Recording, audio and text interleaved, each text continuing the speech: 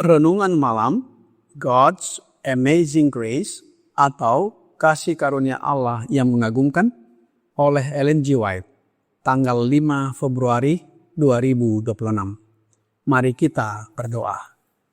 Bapa kami yang di sorga, Allah pencipta langit dan bumi, laut beserta segala isinya. Satu-satunya Allah yang benar yang kami sembah selalu melalui anak-Mu Yesus Kristus. Kami bersyukur dan berterima kasih oleh sebab penyertaan dan perlindungan Bapa sepanjang hari dalam seluruh aktivitas dan pekerjaan kami. Pada malam ini kami akan mendengarkan firman. Mohon karuniakan Roh Yesus Kristus dalam hati kami, menuntun dan mengajari kami agar dapat mengerti dan menghidupkan setiap firman yang kami pelajari dan dengarkan. Besertalah dengan kami sepanjang malam ini ya Bapa. Kami persembahkan doa ini di dalam nama Yesus yang adalah Tuhan dan Juru Selamat kami. Amin. Renungan malam ini akan dibacakan oleh Saudari Keisha Rahel Sidabutar. Kepada Saudari Keisha, kami persilahkan. Selamat malam saudara-saudari sekalian. Judul renungan malam kita 5 Februari 2026 berjudul Penguasa Kita di Surga. Ayat inti terdapat di dalam Mazmur 103 ayat 19 berbunyi, Tuhan sudah menegakkan tahtanya di surga, dan kerajaannya berkuasa atas segala sesuatu. Ketiga orang Ibrani itu dipanggil untuk mengakui Kristus di hadapan dapur api yang menyala-nyala. Mereka telah diperintahkan oleh Raja untuk sujud menyembah patung emas yang telah didirikannya. Dan diancam bahwa jika mereka menolak, mereka akan dilemparkan hidup-hidup ke dalam dapur api yang menyala. Namun mereka menjawab, tidak ada gunanya kami memberi jawab kepada Tuanku dalam hal ini. Jika Allah kami yang kami puja sanggup melepaskan kami, maka Ia akan melepaskan kami dari perapian yang menyala-nyala itu, dan dari dalam tangan-Mu ya Raja. Tetapi seandainya tidak, hendaklah Tuanku mengetahui, ya Raja, bahwa kami tidak akan memuja dewa Tuanku dan tidak akan menyembah patung emas yang Tuanku dirikan itu. Daniel 3 ayat 16-18. Berlutut dalam doa kepada Allah adalah sikap yang benar untuk diambil. Namun tindakan seperti itu adalah penghormatan yang hanya layak diberikan kepada Allah saja, penguasa alam semesta. Dan ketiga orang Ibrani ini menolak memberikan penghormatan seperti itu kepada berhala apapun, sekalipun terbuat dari emas murni. Dengan melakukannya, mereka pada hakikatnya akan sujud kepada Raja Babel. Mereka menerima hukuman itu, tetapi Kristus datang secara pribadi dan berjalan bersama mereka di tengah api.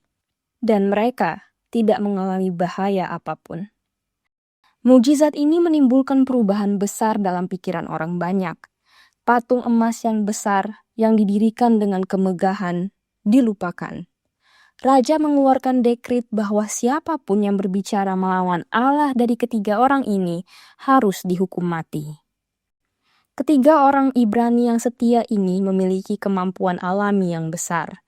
Mereka telah menikmati pendidikan intelektual tertinggi dan kini menempati posisi kehormatan. Tetapi semua itu tidak membuat mereka melupakan Allah. Kemampuan mereka diserahkan kepada pengaruh penyucian dari kasih karunia ilahi. Dalam pembebasan mereka yang ajaib itu, di hadapan seluruh kumpulan besar itu, dinyatakan kuasa dan keagungan Allah. Yesus menempatkan dirinya di sisi mereka di dalam dapur api, dan melalui kemuliaan kehadirannya, meyakinkan Raja Babel yang sombong bahwa yang bersamanya tidak lain adalah anak Allah. Melalui pembebasan hamba-hambanya yang setia, Tuhan menyatakan bahwa Ia akan berdiri di pihak yang tertindas dan menggulingkan semua kuasa duniawi yang berani menginjak-injak otoritas Allah di surga. Demikianlah renungan malam kita pada hari ini. Terima kasih, Tuhan Yesus memberkati. Terima kasih atas penata layanan Saudari Keisha. Tuhan Yesus memberkati.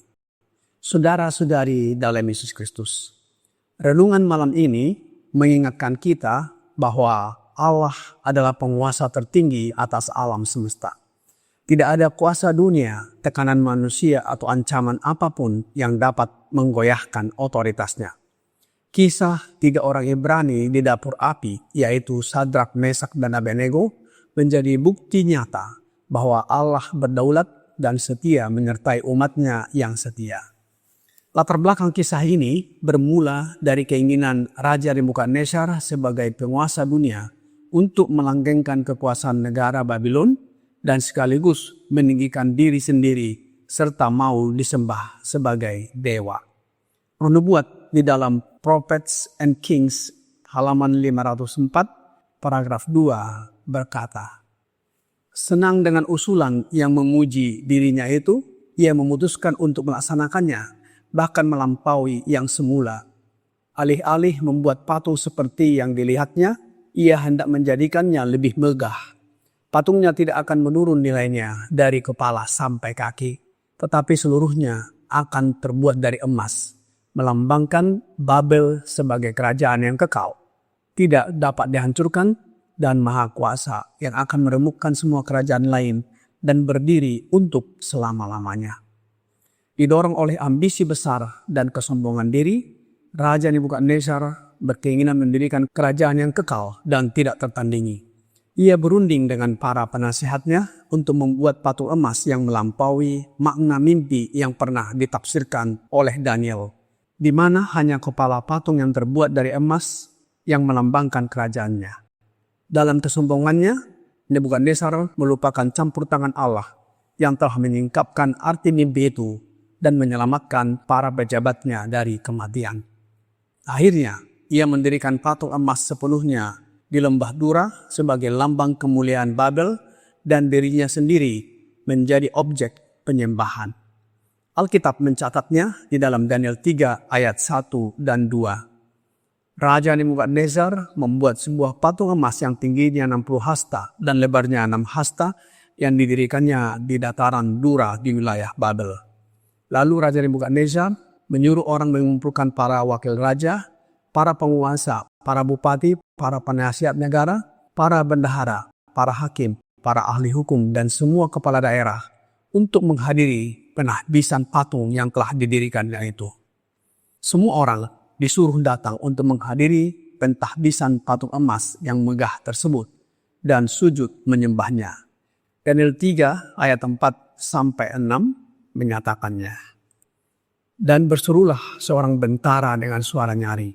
Beginilah dititahkan kepadamu, hai orang-orang dari segala bangsa, suku, bangsa, dan bahasa. Demi kamu mendengar bunyi sangkakala, seruling, kecapi, rebab, gambus, serdam, dan berbagai-bagai jenis bunyi-bunyian, maka haruslah kamu sujud menyembah patung yang telah didirikan Raja Nebukadnezar itu. Siapa yang tidak sujud menyembah, akan dicampakkan seketika itu juga ke dalam perapian yang menyala-nyala. Pada saat peresmian atau pentahbisan patung emas di dataran Dura, Raja Nebukadnezar mengumpulkan para pejabat tinggi dan orang-orang dari berbagai bangsa, suku, dan bahasa yang berada di bawah kekuasaannya. Ketika bunyi berbagai alat musik terdengar, seluruh orang yang hadir harus sujud menyembah patung emas sebagai tanda kesetiaan mutlak kepada Babel dan rajanya. Namun, pada momen tersebut, ada 3 orang Ibrani sebagai tawanan, yaitu Sadrak, Mesak, dan Abednego, menolak untuk sujud kepada patung tersebut dan dilaporkan kepada Raja Nebukadnezar. Daniel 3 ayat 12 menuliskan, ada beberapa orang Yahudi yang kepada mereka telah Tuanku berikan pemerintahan atas wilayah Babel, yaitu Sadrak, Mesak, dan Abednego. Orang-orang ini tidak mengindahkan titah Tuanku, ya Raja. Mereka tidak memuja dewa Tuanku, dan tidak menyembah patung emas yang telah Tuanku dirikan. Mendengarkan laporan tersebut, ketiganya dipanggil menghadap raja dan ditanyakan alasan mereka tidak menyembah patung yang didirikannya. Raja sangat marah dengan geram sampai air mukanya berubah dan memerintahkan agar Sadrak, Mesak, dan Abednego dibawa ke hadapannya. Kemudian ditanya, apakah benar bahwa kamu tidak memuja dewaku dan tidak menyembah patung emas yang kudirikan itu? Dengan ancaman, ia berusaha membujuk mereka agar bergabung dengan kerumunan yang menyembah. Sambil menunjuk ke perapian yang menyala-nyala, ia mengingatkan mereka akan hukuman yang menanti jika mereka tetap menolak untuk menaati kehendaknya. Lalu dengan tangannya terangkat menantang, ia mengatakan, dan dewa manakah yang dapat melepaskan kamu dari dalam tanganku? Daniel 3 ayat 13 sampai 15. Pilihan antara hidup dan mati dihadapkan kepada mereka. Apa jawaban ketiga pemuda Ibrani ini? Daniel 3 ayat 16 sampai 18 berkata, lalu Sadrak, Mesak, dan Abednego menjawab Raja Nebukadnezar, tidak ada gunanya kami memberi jawab kepada Tuanku dalam hal ini.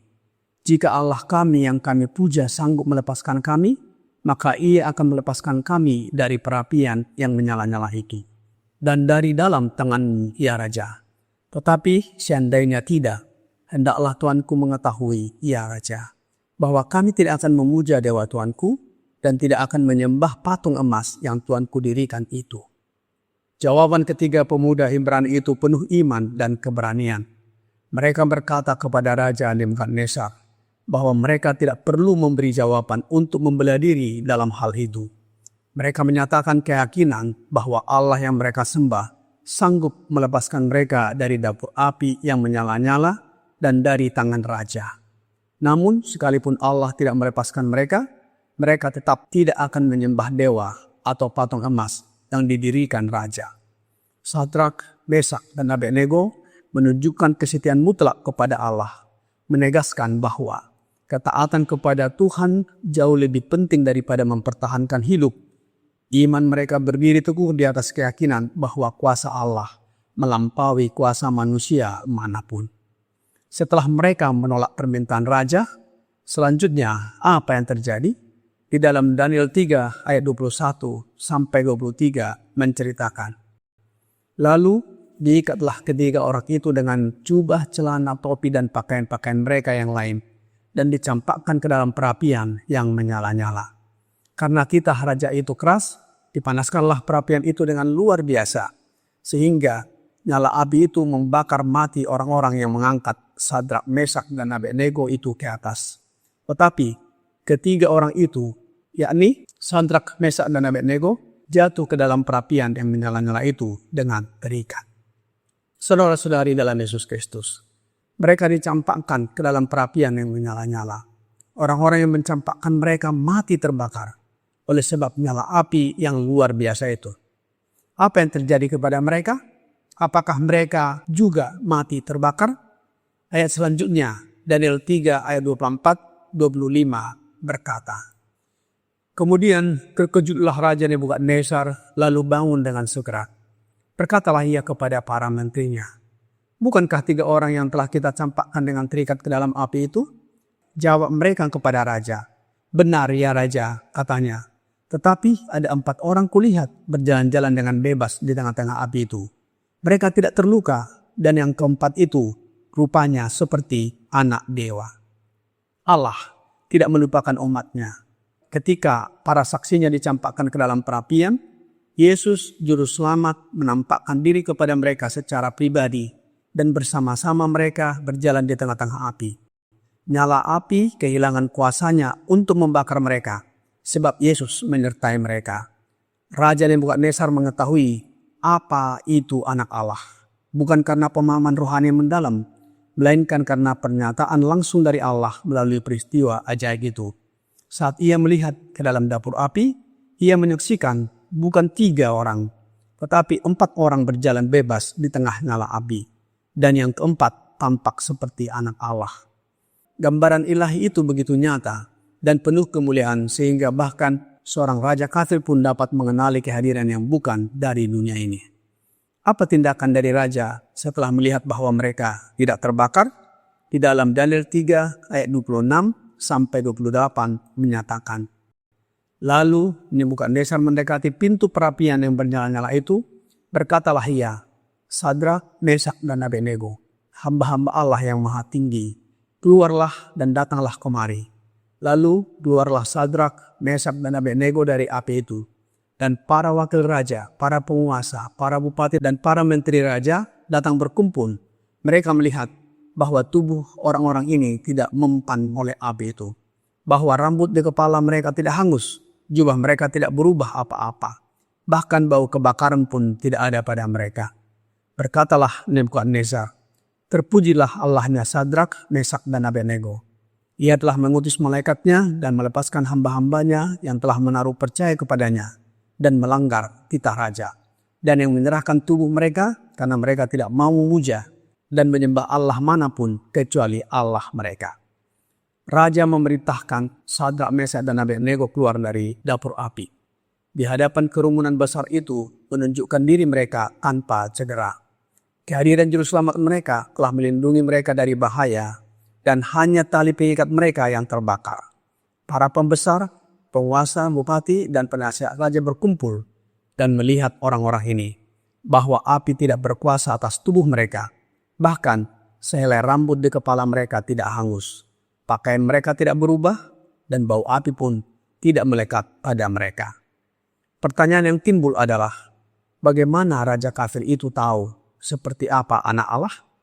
Patung emas yang besar yang didirikan dari kemegahan kini terlupakan. Di hadapan Allah yang hidup, manusia gemetar dan takut. Ronubuat di dalam Prophets and Kings halaman 509 paragraf 2 menyatakan, para tawanan Ibrani yang menduduki jabatan kepercayaan di Babel telah melalui kehidupan dan karakter mereka memperlihatkan kebenaran di hadapannya. Ketika ditanya tentang alasan iman mereka, mereka menjawab tanpa ragu. Dengan jelas dan sederhana, mereka telah menyampaikan prinsip-prinsip kebenaran, mengajarkan kepada orang-orang di sekeliling mereka tentang Allah yang mereka sembah. Mereka telah berbicara tentang Kristus, penebus yang akan datang. Dan dalam rupa yang keempat di tengah-tengah api itu, Raja mengenali anak Allah. Saudara-saudari dalam Yesus Kristus, pengalaman hari itu mendorong Nebukadnezar untuk mengeluarkan getrik. Dan di dalam Daniel 3, ayat 29 sampai 30 mengungkapkannya. Sebab itu, aku mengeluarkan perintah bahwa setiap orang dari bangsa, suku, bangsa, atau bahasa manapun ia yang mengucapkan penghinaan terhadap Allahnya Sadrak, Mesak, dan Abednego akan dipenggal-penggal dan rumahnya akan dirobohkan menjadi timbunan puing karena tidak ada Allah lain yang dapat melepaskan secara demikian itu. Lalu Raja memberikan kedudukan tinggi kepada Sadrak, Mesak, dan Abednego di wilayah Babel. Saudara-saudari dalam Yesus Kristus, satu pelajaran berharga dari ketiga pemuda Ibrani ini. Mereka memiliki kemampuan alami yang luar biasa, namun mereka tidak melupakan Allah. Melalui pembebasan hamba-hambanya yang setia, Allah menunjukkan bahwa ia berpihak kepada yang tertindas dan berdaulat atas semua kuasa dunia yang menentangnya. Iman tiga orang Ibrani yang tetap bersandar kepada Allah dan berpegang teguh pada janjinya, sebagaimana dalam Yesaya 43 ayat 2, dihormati secara ajaib di hadapan seluruh bangsa Babel, sehingga peristiwa pembebasan mereka tersebar luas ke berbagai negeri dan memuliakan Allah di seluruh bumi. Kiranya pekabaran ini membawa pembaharuan dan sukacita bagi kita. Tuhan Yesus memberkati. Mari kita berdoa. Bapa kami yang di sorga, terima kasih atas firman yang sudah kami dengarkan malam ini. Satu pekabaran yang menguatkan kami agar menyembah hanya satu-satunya Allah yang benar, sumber segalanya melalui Yesus anak tunggal Bapa. Oleh sebab itu ya Bapa, kami mohon karuniakan roh anak-Mu Yesus Kristus dalam hati kami, agar kami tetap setia dan menuruti kehendak-Mu. Karakter kami diubahkan menjadi serupa dengan karakter Yesus. Kami bersiap menyambut kedatangannya yang kedua kali untuk diangkat masuk ke dalam kerajaan sorga. Banyak dosa dan pelanggaran yang kami lakukan ya Bapa. Mohon ampuni kami. Kami persembahkan doa ini hanya melalui Yesus Kristus yang adalah Tuhan dan Juru Selamat kami. Amin.